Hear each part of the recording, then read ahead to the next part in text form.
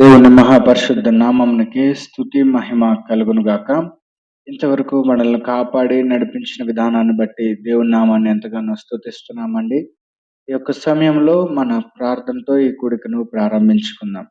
రాజులకు రాజా, ప్రభులకు ప్రభువా, నీకు స్తోత్రాలు, వందనాలు నాయన. ఇంతవరకు మమ్మల్ని కాచి కాపాడి నీ రెక్కల చాటున భద్రపరిచిన దేవా, నీకే వందనాలు చెల్లిస్తున్నామయ్యా. ఇంతవరకు నైనా మీ సన్నిధిలో మమ్మల్ని కాపాడినందుకు నీకు వందనాలనైనా. ఈ రోజునైనా మరలా గాడ్స్ గ్రేస్ ఫెలోషిప్ ద్వారానైనా ఇక్కడ మేము చేరినైనా నిన్ను స్తుతించి నీ వాక్కును ధ్యానించే ధన్యతనైనా అల్పులమైన నాకు మా వారందరికీ మీరు దయచేసినందుకు నీ కృతజ్ఞతలు చెల్లిస్తూ ముందున్న సమయం అంతటిలోనైనా మీరే మాకు తోడుగా ఉండి నడిపించమని ప్రార్థిస్తూ నీ నామానికి సమస్త ఘనత మహిమ సారోపించుకుంటూ నజరేయుడైన యేసు నామమున ఈ ప్రార్థన అడిగి వేడుకొనుచున్నాము మా పరమ తండ్రి, ఆమేన్. ఈ యొక్క సమయంలో కొన్ని కీర్తనలు పాడి దేవుని నామాన్ని స్తుతించి ఆరాధించుకుందామండి. మన ప్రభువును రక్షకుడైన యేసుక్రీస్తు నామమునకే స్తుతి మహిమ ఘనత ప్రభావములు కలుగును గాక. చేరి వచ్చిన మీ అందరికీ దేవుని నామమున వందనములు తెలియజేస్తున్నాను. మరి కొద్ది సమయం మనం దేవుని నామాన్ని స్తుతించి ఆరాధించుకుందామండి. సంకీర్తన 98వ అధ్యాయం మొదటి వచనం, యెహోవా ఆశ్చర్య కార్యములు చేసి ఉన్నాడు, ఆయనను గూర్చి కొత్త కీర్తన పాడుడి. ఈ విధంగా మనము పాడుతున్నామండి. అందరికీ తెలిసినటువంటి పాటనే దేవుని స్తుతించుడి, ఎల్లప్పుడు దేవుని స్తుతించుడి అనేటువంటి పాటగా మనం దేవుని నామాన్ని మహిమపరుచుకుందాం. అందరూ చప్పట్లు కొడుతూ మీ స్వరాలను విప్పి పాడవలసిందిగా కోరుచున్నాను. దేవుని స్తుతించుడి, ఎల్లప్పుడు దేవుని స్తుతించుడి, దేవుని స్తుతించుడి, ఎల్లప్పుడు దేవుని స్తుతించుడి. ఆయన పరిశుద్ధాలయమందు ఆయన సన్నిధిలో, ఆయన సన్నిధిలో ఎల్లప్పుడు దేవుని స్తుతించుడి. కాయమున్ బట్టి ఆయన పరక్రమ కాయమున్ బట్టి ఆయన ప్రభావమును, ఆయన ప్రభావమును ఎల్లప్పుడు దేవుని స్తుతించుడి, దేవుని స్తుతించుడి, ఎల్లప్పుడు దేవుని స్తుతించుడి.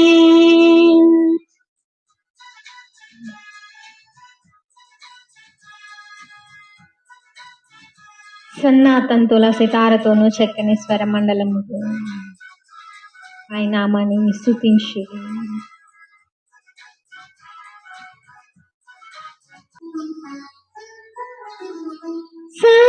సన్నాతంతుల సితారతోనూ, సన్నాతంతుల సితారతోనూ, తంతి వాద్యములతో,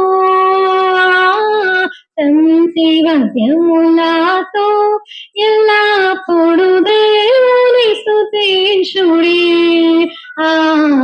దేవుని స్తుతించుడి, ఎల్లప్పుడు దేవుని స్తుతించుడి, దేవుని స్తుతించుడి, ఎల్లప్పుడు దేవుని స్తుతించుడి. హల్లెలూయా. ఇంతవరకు దేవుని నామాన్ని స్తుతించాం. మరి వాక్య ధ్యానంలోనికి వెళ్ళే ముందు మన హృదయాలను మనం సిద్ధపరచుకుందామండి. నిన్నే ప్రేమింతును అనేటువంటి పాటతో మనము దేవుని నామాన్ని ఆరాధిద్దాము. దయచేసి ఎవరు మౌనంగా ఉండక మీ హృదయాలను విప్పి ఆయన నామాన్ని మహిమపరుస్తూ ఆయన ధ్యానంలోనికి మనం వెళ్ళవలసిందిగా కోరుచున్నాను. నిన్నే ప్రేమింతున్నటువంటి పాట అందరికీ తెలిసినటువంటిదే.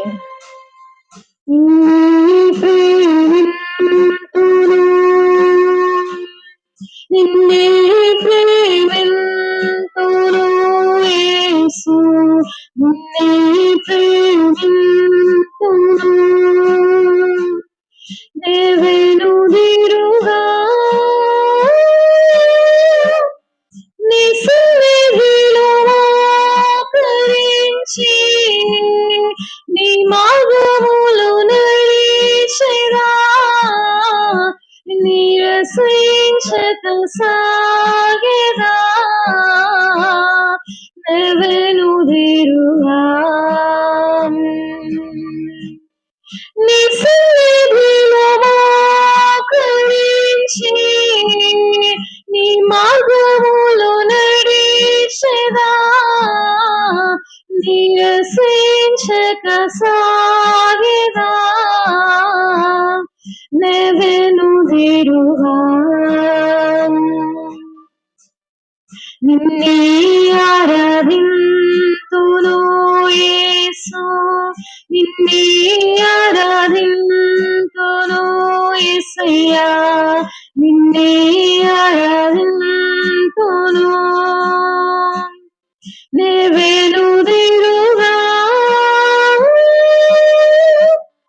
నీ సన్నిధిలో మోకరించి నీ మార్గములో నడిచెదా నీరసించక సాగెదా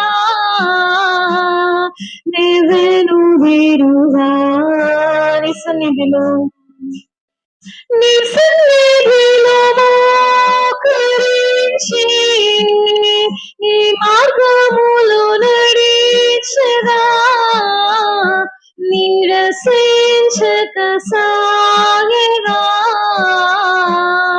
నెవెనుదిరుగా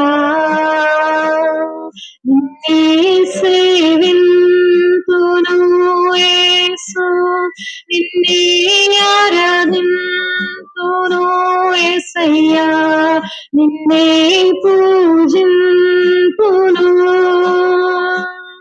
నెవెనుదిరుగా నీ సన్నిధిలో మోకరించి నీ మార్గములో నడిచెదా నీరసించక సాగెదా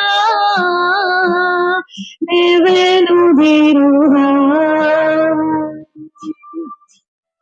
నీ సన్నిధిలో మోకరించి నీ మార్గములో నడిచెదా నీరసించక సాగెదా నెవెనుదిరుగా నెవెనుదిరుగా నెవెనుదిరుగా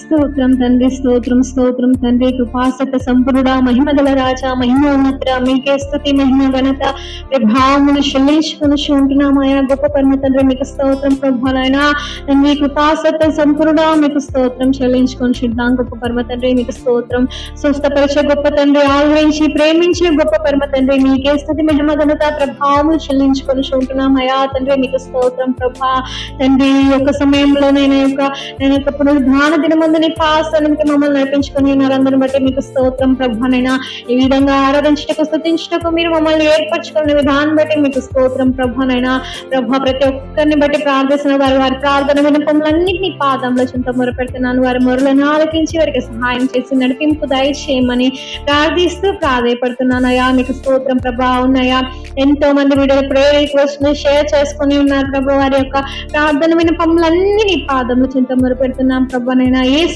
నామమున ఆ బిడ్డలనైనా వారు కోరుకున్నదినైనా మీ నామం ద్వారా అయినా వారు పొందుకుంటున్న దాకా మేము తండ్రి మీకు స్తోత్రం చెల్లించుకొని ఉంటున్నాం గొప్ప పరమ తండ్రి మీకు స్తోత్రం ప్రభానైనా ఈ విధంగా తండ్రి ముందున్న సమయాన్ని నీ పాదంలో చెంతకు సమర్పించుకొని ఉంటున్నామయ్యా నీ ప్రియ కుమారు నీ దాసు నైనా దిలీప్ని బట్టి ప్రార్థిస్తున్నాం ప్రభా ఆ బిడ్డ ద్వారా మీరే మాతో మాట్లాడమని ప్రార్థిస్తున్నానయ్యా మీకే స్తోత్రం ప్రభా మీ ఆత్మ అభిషేకంతో నింపి నైనా మీరు నోటి ద్వారా మీరే మాతో మాట్లాడమని ప్రార్థిస్తూ ప్రాధేయపడుతూ ఈ యొక్క స్తుతి అర్పణ చేస్తున్నామం అడిగి వేడుకొని ఉంటున్నాను గొప్ప పరమ తండ్రి ఆమేన్.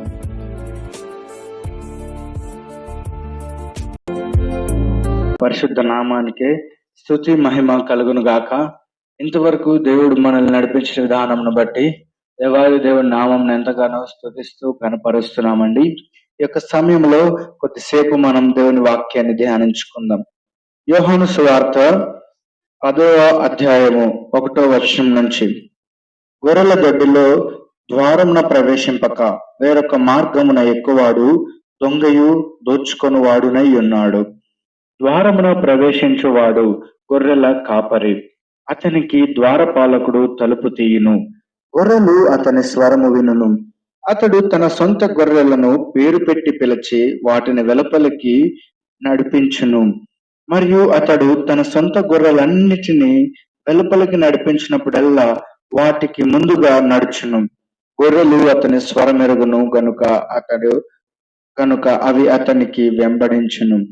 అన్యుల స్వరము అవి ఎరుగవు గనక అన్యుని ఎంత మాత్రమును వెంబడింపక వాని యొద్ద నుండి పారిపోవును అని మీతో నిశ్చయముగా చెప్పుచున్నానని వారితో అనెను.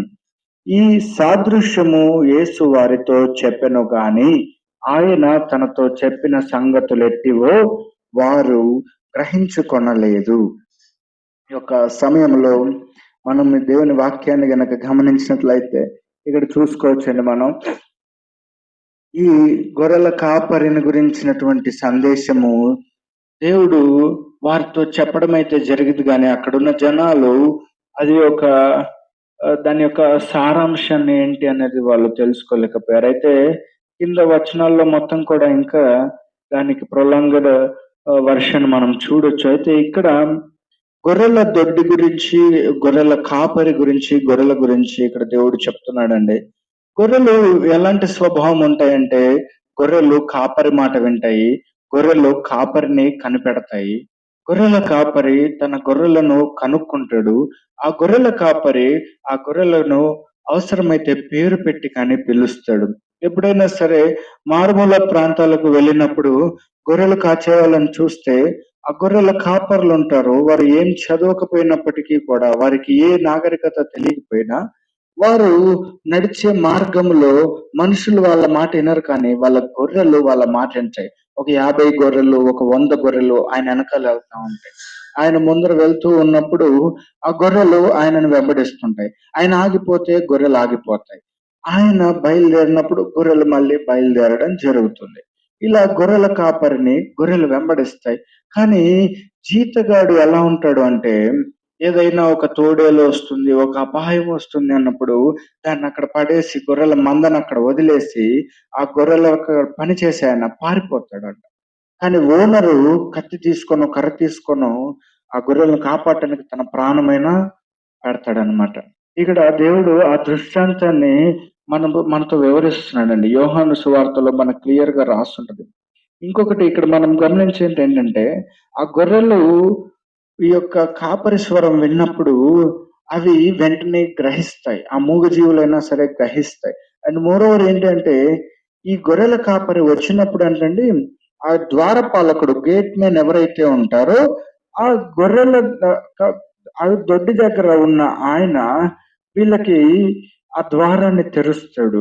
ఆ కాపరి వస్తున్నప్పుడు ఆ వాచ్మెన్ ఆ డోర్ ఓపెన్ చేసి ఆయన వెల్కమ్ చేస్తాడు.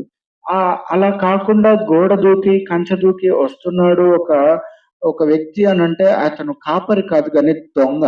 ఒక గొర్రెను దొంగలించి దాన్ని తంపి తినాలనుకోవటము, అది 5,000కో 3,000కో దొంగ సరుకులాగా అమ్మాలనుకోవటానికి వచ్చేవాళ్ళు.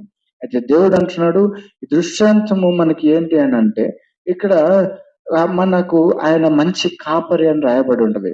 ఈ గొర్రెల కాపరి ఎవరు అని అంటే, మన కొరకై ప్రాణం పెట్టినటువంటి మన దేవుడైన యేసుక్రీస్తుల వారు ఎవరయ్యానంటే మన మంచి కాపరి. మనము మానవ జీవితాలలో ఎంతో వెనుకబాటుతనంలో, మనం ఎంతో అజ్ఞానంలో ఉన్నప్పటికీ కూడా ఆ కాపరి మనల్ని జ్ఞానంలోకి నడిపిస్తాడు. తన ప్రాణాన్ని పణంగా పెట్టి దుష్టుడి నుంచి తప్పించడానికి వెనకటువంటి దేవుడు ఆయన. ఈ గొర్రెల కాపరి గొర్రెలకు ఇవ్వటానికి వస్తాడు, కానీ గొర్రెల దగ్గర నుంచి తీసుకోవటానికి గొర్రెల కాపరి రాడండి. గొర్రెల కాపరి ఎలా ఉంటాడు అంటే, ఆ గొర్రెల విషయంలో నిష్కల్మషంగా ఎలాంటి ఎక్స్పెక్టేషన్స్ ఉండవు. దేవుడు ఏమన్నాడంటే, నేను మంచి కాపరిని అంటున్నాడు. అంటే ఆయన మన దగ్గర ఇప్పించుకోవడానికి రాలేదు. దిలీప్ కుమార్ నాకు 10 రూపాయలు డబ్బులు లేదంటే నాకు 10 ఎకరాల స్థలం లేదంటే 10 కిలోల బంగారం దేవుడు అడగటానికి రాలేదండి. దేవుడు ఎందుకు వచ్చాడు, మనల్ని ఎందుకు అడుగుతున్నాడు, ఎందుకు వెంబడించమంటున్నాడు అని అంటే, మనకివ్వటానికి, మనకు ఈ లోకంలో ఎలా బ్రతకాలి, ఎలా ఆలోచించాలి, ఏం చెయ్యాలి అన్న ఆ యొక్క పరిపక్వత, ఆ యొక్క నడిపింపు ఆయన మనకిస్తాడండి. ఇక్కడ ఆయన గొర్రెలు ఆయన మాట వింటాయని రాశాడు దేవుడు తన వాక్యంలో. అంటే ఎవరైతే ఆయన మాటలు వింటారో వారు ఆయన సొత్తు. అందరూ దేవుని మాటలు వినలేరండి. ఎందుకంటే మందకు సంబంధించిన గొర్రెలు మాత్రమే కాపరి మాట వింటాయి. నేను పెంచి పోషించే గొర్రెలు నన్ను ఫాలో చేస్తాయి. కానీ వేరే ఊర్లో ఇంకొక 100 గొర్రెలు కాసుకునే గొర్రెల కాపరి గొర్రెలు నా మాట వింటాయంటే అవి వినవు. ఎందుకంటే తన కాపరి మాట అది వింటాయి. అదే విధంగా లోకరీత్యా మాట్లాడుకుంటే ఏ వ్యక్తి దేవుని మాట వింటాడంటే ఆయన సొత్తు అనబడిన వారు, ఆయనకు సమర్పించుకున్న వారు ఆయన మాట వినగలుగుతారు. గాని అందరూ దేవుని వాక్యాన్ని వినలేరండి. అందరూ దేవుని మాటలను స్వీకరించలేరు. అది వెంబడించలేరు. ఎంతో మంది వస్తారు, కూర్చుంటారు, వింటారు, చూస్తారు, వెళ్ళిపోతారు. కానీ చివరి వరకు నిలబడేవారు ఎవరు అంటే ఆయన స్వాస్థ్యము, ఆయన మంద. ఆయన ఎవరైతే ఆయన మందకు చెందిన వారు ఉంటారో వారు ఆయన మాట వింటారు. వారు ఆయన మార్గాన్ని వెంబడిస్తారు. లేదు అన్నటువంటి వారు దొంగల మార్గంలోకి వెళ్ళిపోతారు. వారు గొర్రెలే, వారికి ఒక మంద ఉంటుంది, వారికి ఒక కాపరి ఉంటారు. కానీ ఆ కాపరి మంచి గొర్రెల కాపరులు కాదు. ఈ లోకములో ఎలాంటి వ్యక్తులు ఉన్నారు అని అంటే స్వార్థ లాభాపేక్షలకు ఆశపడి దేవుణ్ణి అమ్ముకునే వాళ్ళు చాలా మంది ఉన్నారు. దేవుని వాక్యం అంటుంది, నేను మీకు ఇవ్వటానికి వచ్చాను కానీ తీసుకోవటానికి రాలేదు. మంచి గొర్రెల కాపరి దాన్ని తీసుకొని 2 లక్షలు కమ్మటానికి రాడండి. తన ప్రాణం ఇచ్చి అయినా సరే తోడేలు, సింహము, పులి, ఏదొచ్చినా నక్క, ఏదొచ్చినా దాన్ని కాపాడటానికి, గొర్రెను కాపాడటానికి ప్రయాసపడతాడు. మంచి గొర్రెల కాపరి ప్రాణం పెట్టడానికి కూడా వెనకాడు. ప్రాణం కంటే విలువైంది బంగారం కాదు, ప్రాణం కంటే భూమి విలువైంది కాదు, ప్రాణం కంటే డబ్బు విలువైంది కాదు. అలాంటి విలువైన ప్రాణాన్ని మంచి గొర్రెల కాపరి పెడుతున్నాడండి. ఇక్కడ మన మంచి గొర్రెల కాపరి, మన కొరకు ప్రాణం పెట్టాడు. ఈయనటువంటి కాపరి ఈ లోకములో ఎక్కడ మనకు కనపడడండి. ప్రాణం పెట్టి మనల్ని ప్రేమించి మనకు తన యొక్క ఆ యొక్క ఆ యొక్క ఔన్నత్యాన్ని ఆయన చాటి చెప్తున్నాడండి. మనం ఆయన సన్నిధికి వచ్చినప్పుడు ఆయన కాపుదలలో మనం ఉంటామండి. ఈ యొక్క గొర్రెల కాపరి కాకుండా అనేకులైనటువంటి వారు ఆ గోడ దూకొచ్చే వాళ్ళు, ఆ యొక్క డోర్లు పగలగొట్టుకుని ఓనర్ లేనప్పుడు దొంగలించడానికి వచ్చేవాళ్ళు, వాళ్ళని వ్యక్తిగతంగా ప్రతి ఒక్కరూ కాపాడుకోవాలి. ఈ లోకంలో దొంగలు దోచుకుని వారు ఎక్కువైపోయారు. ఈ యొక్క గొర్రెల కాపరి మంచి గొర్రెల కాపరిని అని అంటున్నాడు. ఎందుకంటే ఇక్కడ మనం చూడొచ్చు 5వ వచనంలో, అన్యుల స్వరము అవి ఎరుగవు గనక అన్యుని ఎంత మాత్రము వెంబడింపక వాని యుద్ధ నుండి పారిపోనని మీతో నిశ్చయంగా చెప్పుచున్నానని వారితో అనను. దేవుని యొక్క స్వాస్థ్యమైనటువంటి వ్యక్తులు, ఆ యొక్క పిల్లలు ఏం చేస్తారు అని అంటే వేరే బోధకుల మాటలు వారు వినరండి. ఏదైతే దైవాతీతమైనదో, ఏదైతే దేవుని వాక్యానుసారంగా ఉన్నదో అట్టి బోధలు మాత్రమే వారు స్వీకరిస్తారు తప్ప వివిధ రకమైనటువంటి బోధలు, సందేశాలు, సిద్ధాంతాలు, ఆచారాలు వారు దాని జోలికి వెళ్ళరు. ఎందుకనంటే నిజమైనటువంటి మంచి గొర్రెల కాపరి నాయకత్వంలో ఉన్నటువంటి వారు ఆయన సన్నిధిని, ఆయన స్వరం వింటారు. ఇక్కడ మనం చూసుకున్నట్లయితే చూడొచ్చండి, పేరు పెట్టి 3వ వచనంలో అతడు తన సొంత గొర్రెలను పేరు పెట్టి పిలిచి వెలుపలికి నడిపించును. And at the same time అతడు గొర్రెలు అతని స్వరము వినును. గొర్రెలు ఏం చేస్తాయంటే ఆయన స్వరాన్ని వింటాయంటండి. సో దేవుని స్వాస్థ్యమైన వాళ్ళు బై డిఫాల్ట్ ఆయన మాట వింటారు. వినట్లేదు, రివర్స్ లో ఉన్నారు, వాళ్ళు ఏదేదో సిద్ధాంతాలలో ఉన్నారు అంటే they are not the men of God. వారు దేవుని సందేశం, వారు దేవునికి అనుకూలంగా వచ్చిన వాళ్ళు కాదు. విభిన్నమైనటువంటి దొంగ బోధలతో వచ్చిన వారు. దేవుని సన్నిధిలో మనం నడుస్తున్నప్పుడు మన ఆధ్యాత్మిక జీవితంలో జ్ఞాపకం ఉంచుకోవాల్సిన విషయం ఏమిటి అని అంటే, మన మంచి గొర్రెల కాపరి మార్గంలో మనము నడుస్తున్నామా లేదా, మనం ఆయన స్వరం వినగలుగుతున్నామా లేదా, మనము ఆయన మార్గములో అడుగులు ముందుకు వేస్తున్నామా లేదా, మనల్ని ఆయన పేరు పెట్టి పిలిచినప్పుడు మనము అది గ్రహిస్తున్నామా లేదా. ఇది దిలీప్ కుమార్ అనే నేను, జీజీఎఫ్ ను వీక్షిస్తున్నటువంటి వారు ప్రతి ఒక్కరూ ప్రశ్నించుకోవాల్సిన విషయం, పరిశీలించుకోవాల్సిన విషయం. అనుదినము ఒక రోజు కాదు, ఒక గడియ కాదు, ఒక సంవత్సరం కాదు, ప్రతిరోజు ప్రతిసారి మనం మనల్ని పరిశీలించుకోవాలి. నేను దేవుని స్వరం వింటున్నానా, ఆయన నేతృత్వంలో నేను నడుస్తున్నానా, నాయకత్వంలో నేను వెళ్తున్నానా లేదన్నది మనం చూసుకోవాలండి. ఇటు రీతిగా మనం చేసినప్పుడు వెలుగు మార్గాలు నడిచిన వారినత్వం. లేదంటే ఏం జరుగుతుంది అంటే 6వ వచనంలో, ఈ సాదృశ్యము యేసు వారితో చెప్పెను, కానీ ఆయన తనతో చెప్పిన సంగతులు ఎట్టివో వారు గ్రహించుకొనలేదు. ఎన్ని మాటలు చెప్పినా, ఎన్ని ఉపమానాలు చెప్పినా, ఎన్ని సూచక్రియలు చేసినా ఫైనలీ అక్కడ ఉన్నటువంటి జనాలకి ఏమైపోయిందంటే, ఈయన చెప్పిన సాదృశ్యం బాగుంది కానీ దాని మర్మం ఏంటని తెలియదు. గొర్రెలు అంటే మనము, గొర్రెల కాపరి అంటే మన రక్షకుడైనటువంటి ప్రాణం పెట్టిన యేసుక్రీస్తుల వారు. మనం ఆయన నేతృత్వంలో ఉన్నామా లేదా అన్న విషయము ఆ రోజు వారు గ్రహించుకోలేకపోయారండి. ఆ రోజు మరి ఈ రోజు మనము ఏ రీతిలో ఉన్నామో మనల్ని మనం పరిశీలించుకుని దేవుని మార్గంలో ఇంకొక మెట్టు అడుగు ముందుకేసి ఇంకొకరిని అగ్నిలో నుండి లాగినట్టు మరి ఒక వ్యక్తిని రక్షించుటకు మనల్ని మనం సిద్ధపరచుకొని దేవుని మార్గంలో ఎడతెగక మనం కూడా అడుగులు ముందుకు వేయాలని ప్రార్థిస్తూ దేవుని నామానికి మహిమ ఘనత ప్రభావములను ఆలపించుకుంటూ ఈ చిన్ని వాక్యాన్ని దేవుడు మన వినికిడిలో దీవించును గాక. ఆమేన్. ప్రార్థించుకుందామండి. రాజులకు రాజా, ప్రభులకు ప్రభువా, అత్యున్నత సింహాసనంపై ఆశ్రమైన దేవానికి వందనాలు, స్తోత్రాలు, స్తుతులు నాయనా. మంచి గొర్రెలు నాయనా, నువ్వు మంచి గొర్రెల కాపరివినైనా, నీ గొర్రెలు నీ స్వరం వినును అని చెప్పావయ్యా. ఆ గొర్రెలను నీవు పేరు పెట్టి పిలుస్తానన్నావు, నీకు వందనాలయ్యా. అల్పులమునైనా నిమిత్త మాత్రులమైన మమ్మల్ని మీరు జ్ఞాపకం చేసుకున్నందుకు నీకు వందనాలనైనా. అనేక మందల్లోంచి మీరు మమ్మల్ని ఏరినందుకు నీకు స్తోత్రాలనైనా. నీ నామానికి మహిమ ఘనత ప్రభావములు స్తుతులు చెల్లించుకుంటున్నాం తండ్రి. నైనా వీక్షిస్తున్నటువంటి బిడ్డలను మీరు దీవించండి నైనా. మీ కృపను దయచేయండి తండ్రి. నడిపిస్తున్నటువంటి మమ్మల్ని కూడా నైనా మీ ఆత్మ జ్ఞానముతో బలముతో మమ్మల్ని నడిపించమని ప్రార్థిస్తున్నాం తండ్రి. ఇంకా రానున్న దినాల్లో నిరాటంకంగా జరిపించటకునైనా నీ శక్తి, బలము, జ్ఞానము, నీ యొక్క వనరులన్నీ మీరు దయచేయమని ప్రార్థిస్తూ ఈ నామమునకే స్తుతులు చెల్లిస్తూ ఈ నామమునకే మహిమ ఘనత ప్రభావములు చెల్లించుకుంటూ మరి యొక్క మారినైనా మంచి గొర్రెల కాపరి మా కొరకు ప్రాణం పెట్టినందుకు నీకే కృతజ్ఞతాస్తుతులు, స్తోత్రాలు చెల్లించుకుంటూ ఈ నామానికే మహిమ ఘనత ప్రభావములను ఆరోపించుకుంటూ మరి యొక్క మారు కలుసుకున్న రీతిగానైనా అంతవరకు నీ కృప మాకు అందరికి దయచేయమని ప్రాధేయపడుతూ ఈ కొద్ది వినపములన్నీ నజరేయుడైన యేసు నామమున ప్రార్థించి అడిగి వేడుకొంచున్నాం మా పరమ తండ్రి. Amen. God bless you all.